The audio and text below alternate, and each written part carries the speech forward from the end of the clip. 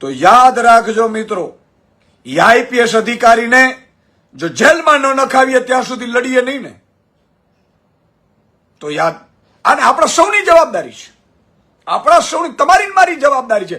જે લોકો social media ઉપર લાઈવ થઈ શકે, સોશિયલ મીડિયા ઉપર એટલા માટે કે કોઈ આઈપીએસ ની એટલી તાકાત ન હોવી જોઈએ કે તમારા મારા, આપણે જનતા માલિક છે, માલિક ઉપર કોઈના ફોન ના કહેવાથી એને ઊંધો લટકાવીને એને માર મારે અને એના ગુદાના ભાગ ઉપર પેટ્રોલ છટકાવે એવા અધિકારીની તો ઓકાત દેખાડવી પડે મિત્રો.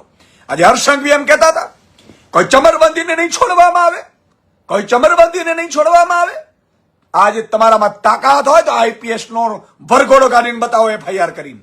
તમારામાં તાકાત હોય તો. અને જો એક પણ વાર ભાજપનો એક પણ નેતા જો બોલ્યો છે, મુખ્યમંત્રી કે ગૃહમંત્રી, અમે કોઈને છોડીશું નહીં, તો તમારી વાહિયાત વાતો હશે એવું માનીને ચાલીશું સાહેબ.